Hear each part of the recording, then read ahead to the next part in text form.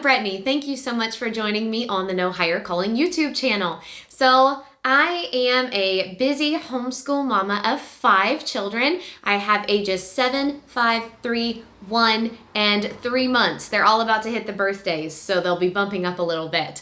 But I currently am homeschooling my 2nd grader and my kind of kindergarten / 1st grader. The Lord has called us to serve as missionaries in the greater Sydney area of Australia. So we are here. We've been here for about a year and a half. And in Australia, the new school year kicks off at the beginning of the calendar year. So we are just really through the first quarter of our school year of 2024. And I thought it would be fun to come on here and to show you what curriculum that I am using for my 2nd grader. So hopefully down the road, we'll show you a video showing you what I'm using for my kindergartner. But this one is really honing in on my 7-year-old, my 2nd grader, showing you what we are using in homeschooling for her. So we really take a wholehearted approach to our homeschooling where we are just a whole family is engaged, everybody is involved, learning together, really trying to inspire creativity and thinking and some critical thinking skills. And so I've really enjoyed homeschooling my children. I was homeschooled really middle school on. My husband has the same story. I went to college and got a secondary education degree in English. So teaching, school, learning, it's all a huge part of my life. And now as a busy homeschooling mama, it is even more just woven into the fabric of our days, of who I am, of what we are doing. But in this video, I really wanted to zero in. I've done some homeschooling videos in the past. You can find those on the YouTube channel, more of the curriculum that we were using last year. But I really wanted to zero in on what I'm using with my 2nd grader and what I'm loving. So let's start. I'm just going to work you through our day, the different subjects that we hit. The first thing that we do is Bible. So our Bible is a little different this year. Last year, I was very hands-on in their Bible instruction. I was doing the teaching. I was doing it all. And I love that. I love that, and I do that in every other aspect of our homeschooling for the most part. But this year, I just had a baby at the start of 2024. So having a new baby and kicking off a new school year, I knew that I needed something that gave me a gentle introduction to the day. So we decided to go with Becca's Bible course. So this is a video program that the children watch. We went ahead and signed up for the 2nd grade level of Bible curriculum, but all my kiddos join, even my little almost 2-year-old loves Bible time. And I line them all up. They have little chairs that they sit in, and they all watch that about 30-minute video. And they sing Bible songs. They memorize scripture. They're learning the great stories of the Bible. It has been wonderful. It's been so rich. And my children have really enjoyed doing that for Bible. So everybody's all apart for that together, doing Bible together. From there, we transition into language arts, which really is one of the core pieces of our homeschooling right now. Maybe it's because I was an English major, but this is a very important part to me. And I feel like in the world today, if you have good communication skills, good writing skills, good understanding of grammar and literature and being able to communicate well, it really serves children later in life as adults. So we're really trying to hone in on this area of their schooling and to make this a big focus and to really help them learn in this. So my 2nd grader is reading very fluently, like so fluently that she's reading Little Women. She has been reading since she was 4. I know every child is different. My next child is very different from her. But my 2nd grader, just giving you some context of where she is with her reading. So in talking about reading instruction, so we use kind of a program called Spell to Write and Read / the Reading Lamp. Spell to Write and Read is available. I'll link some of these things down in the comments section. The Reading Lamp currently is not available. It was actually created from the Spell to Write to Read program by a professor that I had at the college that I attended. So I think they're working on making that a little more public and available for different people. So sorry to share with you something that is not totally available to the public yet. But just to tell you what we're doing, and most of this you can find in the Spell to Write and Read program.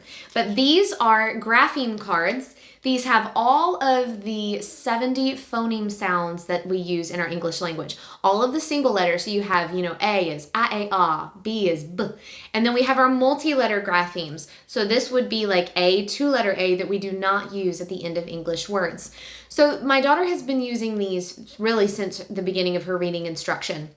And this is great. This is the foundation of her reading and especially of her spelling now, as she is a fluent reader and we're giving a greater emphasis to her spelling. So we go through these every day in language. Her brother is right there. He's doing these as well as he's learning to read. But we just go through these different grapheme cards.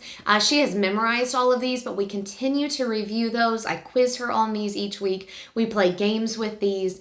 These just really help with her decoding words. And then as we're working through spelling, which let me transition to spelling next. All right, so for spelling, we are using the Spalding method. This is the Spell to Write and Read, the Wise Guide for Spelling. And in this book, it just has different word lists that have words, different things that you can use to incorporate in your teaching. But we basically just, when we have a word, so like for example, let's have the word thick. We are coding that. We first fingergram it. So thick is going to be a multi-letter grapheme, single letter grapheme, and then k, two-letter k. So we figure out the syllables, we decode all of the sounds in each word, and then she spells that out. So we practice with spelling that way throughout the week. We're just rehearsing these words, learning what they mean, how they're spelled, and we code them. There's a certain method that they use here for coding the words, the different sounds of the words. And then at the end of the week, she will take a quiz to go over her spelling. So that is what we're doing with spelling. Next is handwriting. So we do cursive first. Long reason why, I won't do that on this video. I'll address that another time. But we do cursive first with our children. And Eden is currently using the Good and the Beautiful's handwriting curriculum. I believe she's on level 5 or 6. The reason we are so further in the levels is because they don't introduce cursive, I believe, until level 3. So we actually bumped ahead, and sometimes that means I actually give her less work because it's intended for an older child, so there's a lot more writing. But we do the handwriting program from The Good and the Beautiful, and I love that, and she loves that because it incorporates some art with the handwriting, and she is my little artist. So she really enjoys that. It gives her a little break from her handwriting. She can switch and work on some of the art things. So that's really fun for her. The next thing we do in language arts is poetry. So we started this some last year and had so much fun memorizing poetry that I think we're just going to carry it on forever. We're enjoying memorizing these poems. We get all into it. We get expressive. We use hand motions to help us remember. And it's just been a wonderful experience with my children. I remember poems that I learned as a child, and I hope that they'll grow up and remember a lot of these. We've done Sea Fever by John Masefield. We've done The Owl and the Pussycat by Edward Lear. We have done All Things Bright and Beautiful by Cecil Francis Alexander. My Shadow by Robert Louis Stevenson. Right now we're currently working on, it's back behind me, The Arrow and the Song by Henry Wadsworth Longfellow. Again, this is just a really fun break in our language arts study. I usually have both children that I'm working with and the toddlers and the babies off to the side. But this is a really good time to, all right, we've been doing the handwriting, we've been doing the graphemes, we need to stand up and stretch. So let's stand up, be expressive, move around, and quote our poetry. So that's been a really fun aspect of our schooling. I briefly touched on reading a little bit with the graphemes, but because my daughter can read fluently, I'm just going to jump into what I do with reading. She loves to read. I don't really feel like that is an area that I need to assign her too much in, just because she reads so much on her own for fun. And we include a lot of narration in our homeschooling. So as far as like reading comprehension, she reads a book and I ask her what she read and she retells me the story.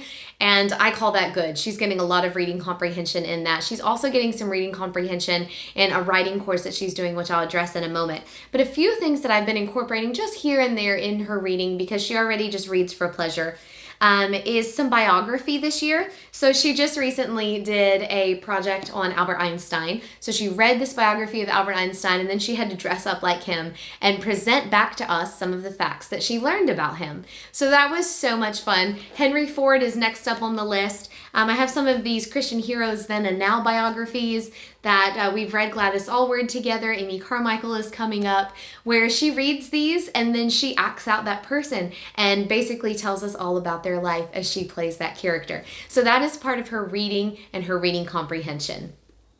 Okay, so next up is grammar. We are using Fix-It Grammar from IEW, which is Institute for Excellence in Writing.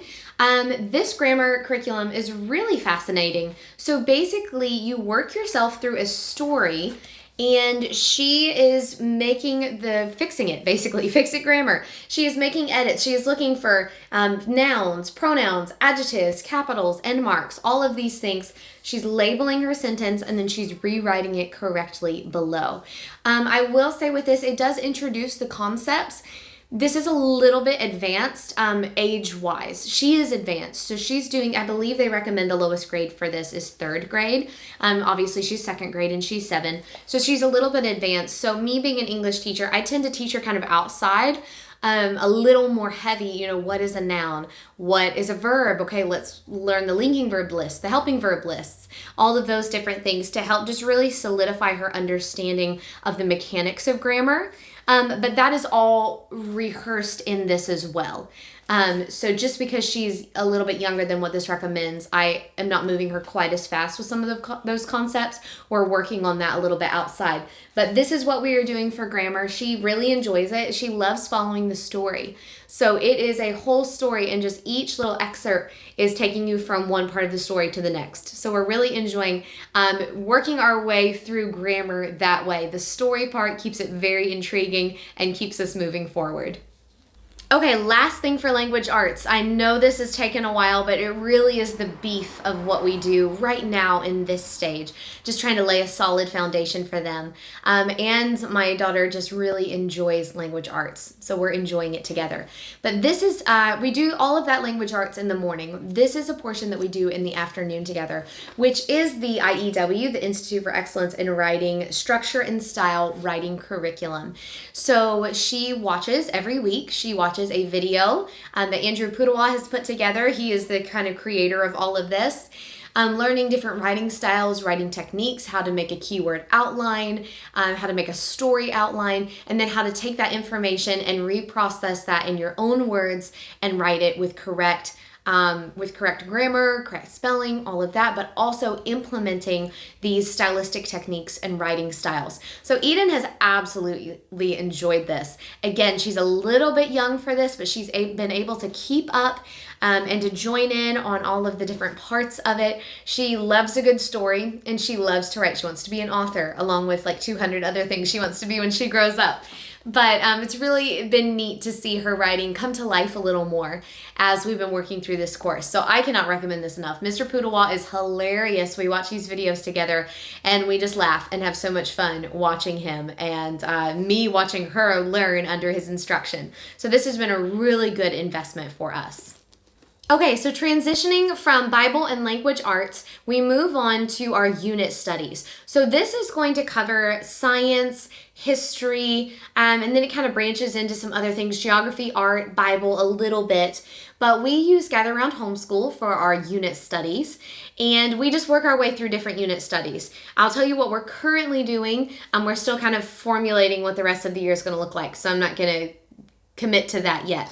But what we're currently working through, the kids and I are going through the Middle Ages. So we just started this. We're learning about castles, we're learning about kings, we're learning about history, not just in Europe, but across the board. The religions that dominated during this time, the Crusades. My son is super excited. We have some lessons coming up about knights and armor and weapons. And my daughters are really excited because there's princesses. And so all of those things are coming up in the Middle Ages. I love this because it weaves in, it talks a lot about earthly kingdoms, okay? So we're talking about the Middle Ages and the earthly kingdoms that were at rule during this time. But for the Bible emphasis, it's bringing in talking about God's eternal kingdom. And I've really enjoyed that aspect of it. How we're comparing earth kingdoms to God's heavenly eternal kingdom. and what God has planned for the ages. So that's been really great. We're loving the Middle Ages. We did just finish up the My Side of the Mountain unit study from Gather Around Homeschool. We loved that one too. Totally different feel than this one. That was a book study. So we read the book My Side of the Mountain, and we just chapter by chapter worked through character analysis and plot analysis and setting and vocab. It's a story about a little boy surviving alone in the wilderness and all the things that he learns and how he survives. So we really enjoyed that one. My son especially really resonated with that one. But transitioning into Middle Ages has been good. I love the unit studies because it gives us something fresh to learn. So we're really enjoying that one. All right, and then once a week, Daddy steps in, and it is Mommy's work day, and Daddy takes over school with the kiddos. So they have been working through sports and PE with Gather Around Homeschool. It's taken a very long time. There are 20 lessons per unit study. So it's taken them a long time to get through this with him only doing it once a week, but that's fine. This is just kind of, an extra on top of everything else. But they have had so much fun learning about this. It incorporates a lot of health things, nutrition and exercise. So I've heard them outside, getting in their steps and doing their jumping jacks and talking about what are healthy foods, what aren't, and how they affect different organs in the body. Just today, they were learning about sports in England. And apparently there is a sport where they roll a wheel of cheese down a hill and they chase after it. So they've learned all kinds of fun things. They love this unit. I think it might just be because Daddy teaches it to them. That is very special to them. But they've had a blast together, and I believe they're just a few lessons away from finishing this unit. And the highlight of it, I think Simeon's going to try to take them to go see a rugby game here in Australia. So they're all very excited, saving their pennies so they can get tickets to go see the rugby game. But they've really enjoyed, I should say, this sports and PE unit from Gather Round. Okay, so last up is math. We finish our homeschool day with math. And both of my children are using the Good and the Beautiful math. I've used it for the past couple of years, and it's just great. It's colorful, it's beautiful, it weaves in a lot of different activities so that they're not getting bored just doing like a whole page of addition or multiplication. They do a lot of some geometry work with shapes, a lot of logic thinking. It's just been great. It's really been a good fit for our family. But before I jump into that, these flashcards, my friend Sarah from Faithful and Flourishing shared these with me, and they are fabulous. We got the 4-pack of addition, subtraction, multiplication, and division, but Eden is really learning her multiplications a lot this year in her schooling.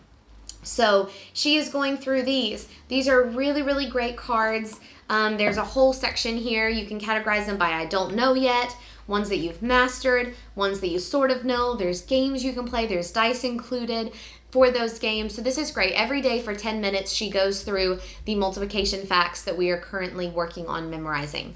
Then we transition over into our math. So this is the math book. She is ahead in math. She's in math 3. She just moves fast. So I move with her, and that's the beauty of homeschooling.